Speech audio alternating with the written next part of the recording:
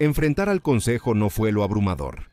Fue cuando el consejo apartó sus rostros que las cosas se volvieron verdaderamente aterradoras. El Dr. Motos suplicó mientras observaba. Su corazón se hundía mientras uno por uno, los miembros del consejo, O5, literalmente le daban la espalda. De pie bajo el casi cegador foco de luz de arriba, intentó mirar alrededor de la cámara tenue iluminada, buscando una salida, algún tipo de salida de emergencia hacia la que pudiera correr, aunque sabía que no había esperanza de llegar a tiempo. Por el rabillo del ojo, vio movimiento. Eso bastó para llamar su atención. Las enredaderas o tentáculos se desplegaron y lo alcanzaron por detrás. Su tono rojizo marrón, causado por el óxido y la sangre, le indicó que la escultura estaba detrás de él. Por ahora, se había detenido. Verlo en su visión periférica bastó para mantenerlo quieto. Un doctor de la fundación lo llamó un bloqueo cuántico. El mecanismo de defensa definitivo. El Dr. Motos antes lo creía, pero ahora tenía dudas. Esto no era parte de la defensa de la anomalía. Era una trampa. Se descuidaba con frecuencia, casi siempre, salvo durante las limpiezas regulares. En esos momentos cuando nadie estaba mirando, la escultura era libre de moverse. El personal escuchó sonidos de raspaduras cuando la sala de contención estaba vacía. No solo había sido libre para moverse, había sido libre para tramar, para cambiar. Ahora, Motos estaba atrapado, incapaz de apartar la vista de la anomalía, consciente de que tan pronto como lo hiciera, su vida terminaría. El consejo mantendría sus espaldas volteadas hasta que el cuerpo del Dr. Motos cayera, sin vida, con el cuello roto.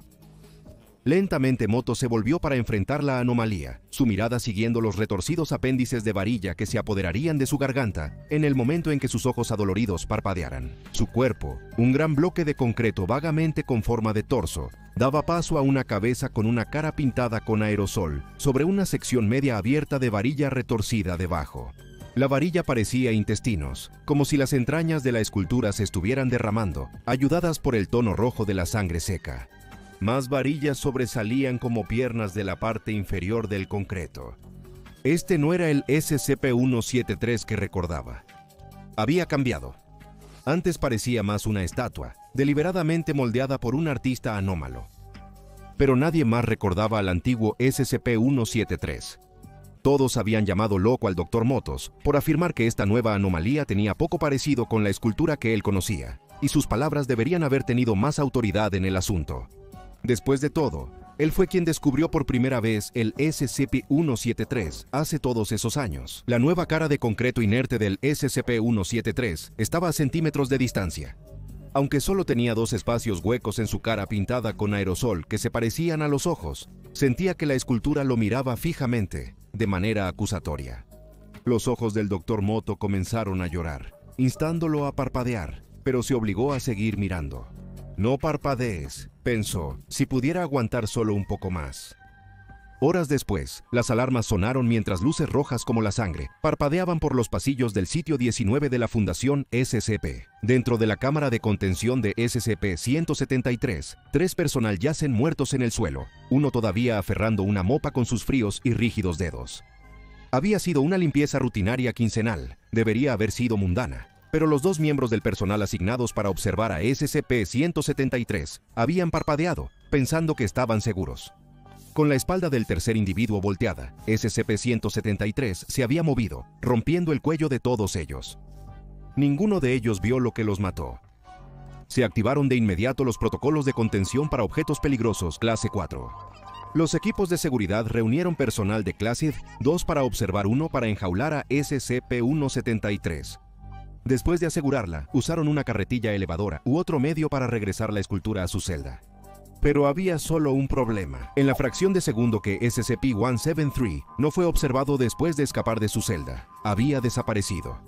Nadie pensó en vigilar afuera de su cámara de contención durante la limpieza.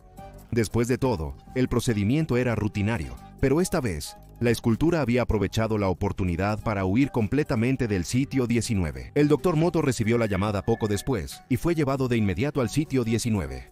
Su experiencia con SCP-173 era inigualable, ya que había sido él quien descubrió la estatua anómala en 2007 a bordo de un portaaviones desmantelado. La Fundación esperaba que consultar a Motos ayudaría a localizar la anomalía perdida, pero en el momento en que le mostraron las imágenes de seguridad, supo que algo estaba mal. La fundación había ralentizado las imágenes del sistema de vigilancia interno del sitio 19, escaneando cuadro por cuadro, hasta que encontraron imágenes borrosas de SCP-173 escapando de la instalación. Pero algo estaba mal. Esta no era la escultura que el Dr. Moto había descubierto. El personal de la fundación intercambiaba miradas preocupadas. La imagen en pantalla estaba borrosa, capturando la escultura en movimiento, pero todos la reconocieron como SCP-173. Sin embargo, el Dr. Moto insistió en que la anomalía era bípeda, caminando sobre dos patas en lugar de múltiples barras de refuerzo retorcidas vistas en esta. Su piel de concreto había sido de un amarillo pálido, con rastros de pintura en aerosol de la marca Krylon, componiendo sus crudas características faciales, con una cabeza más grande y redondeada. Nerviosos, los investigadores miraron con duda al doctor senior de la fundación. Nadie había oído sobre la anomalía que él describía. El Dr. Moto salió enfurecido, frustrado y confundido. Nadie más recordaba el aspecto del SCP-173. ¿De dónde había aparecido de repente esta nueva versión de lo que aparentemente era la misma anomalía? Mientras reflexionaba, su celular sonó. No reconoció el número, pero respondió por costumbre. En el otro extremo estaba una voz que no había escuchado en años, una que había casi olvidado. Cuando se descubrió por primera vez a SCP-173, el barco en el que se había escondido fue llevado a un desguace propiedad de la fundación. Moto había pedido a un guardia de seguridad, Jim, que lo contactara si alguna vez había alguna actividad inusual a bordo del portaaviones desmantelado. Ahora, después de todos estos años, algo estaba sucediendo en el naufragio del United States Ship Walrus, y Jim había cumplido su palabra. Mientras el Dr. Moto se apresuraba hacia el desguace, algo pesado estaba atravesando el United States Ship Walrus. Nadie había pisado a bordo del Walrus desde 2007, o más bien, ningún humano lo había hecho. Aunque no recordaba cómo, SCP-173, la versión original, había aparecido allí hace algún tiempo, como si sus décadas encerrado por la Fundación SCP hubieran sido poco más que una pesadilla. Ahora estaba de vuelta en lo más parecido a un hogar que había conocido, y libre para moverse sin ser observado. Por un tiempo, el antiguo SCP-173 había estado viviendo pacíficamente en el vientre del United States Ship Walrus, completamente inconsciente de que, de vuelta en su cámara de contención en la fundación, otra anomalía, idéntica en todos los aspectos excepto en su apariencia, había tomado su lugar. Hasta que esa anomalía irrumpió a través de las paredes del naufragio abandonado.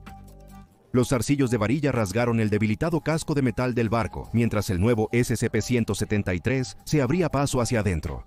Se movió rápidamente, sin ser observado, impulsado por un propósito singular e instintivo de encontrar y destruir al otro.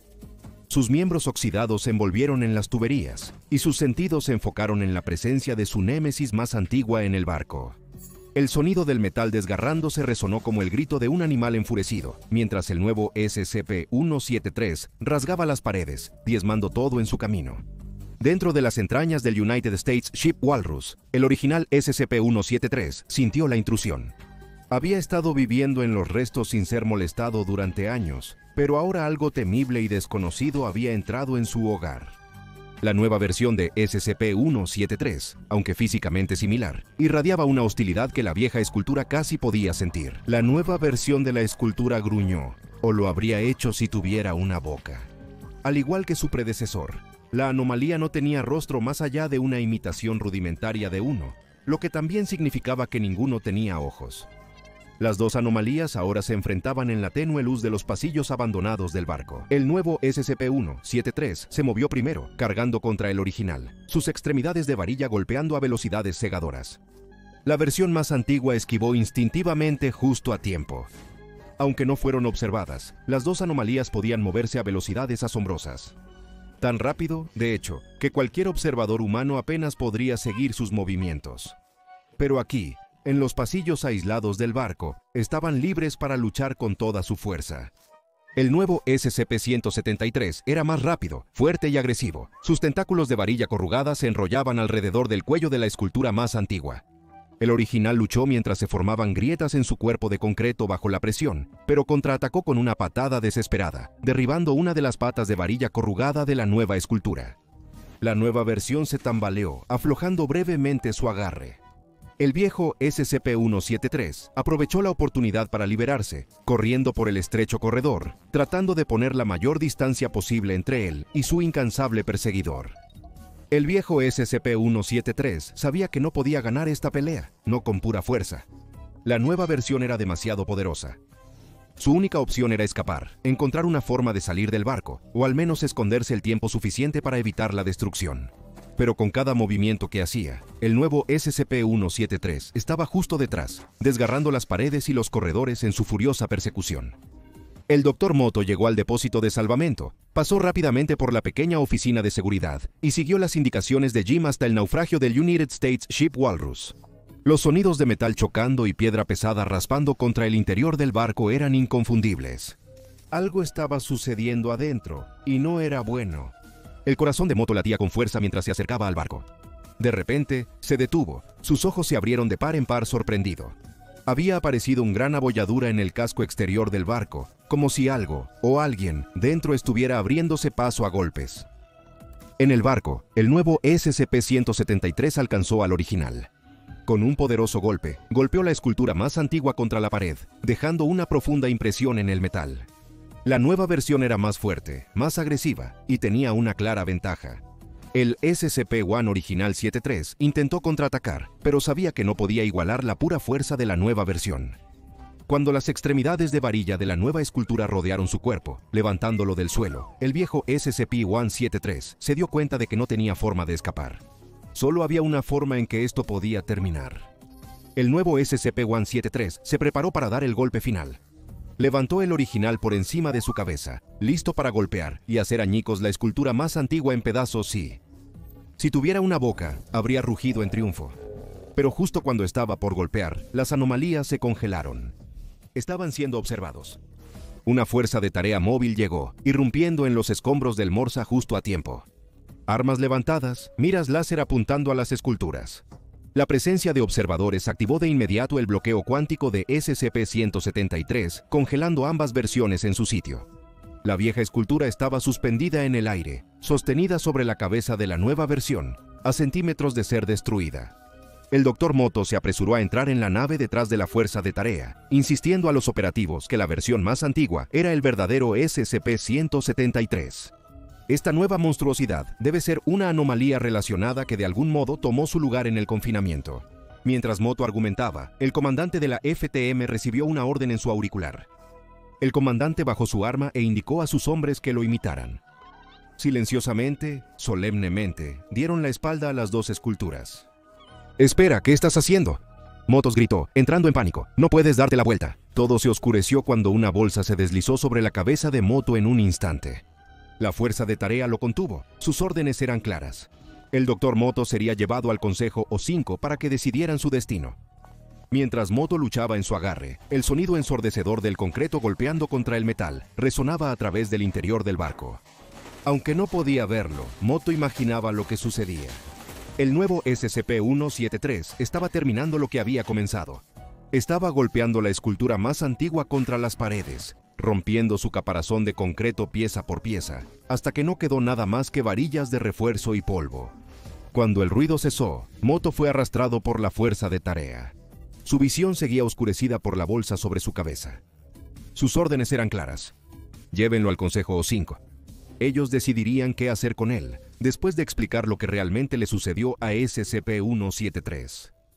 Ahora echa un vistazo a SCP-173, Historia de origen, cómo 173 llegó al sitio 19, y SCP-173, la historia completa para más.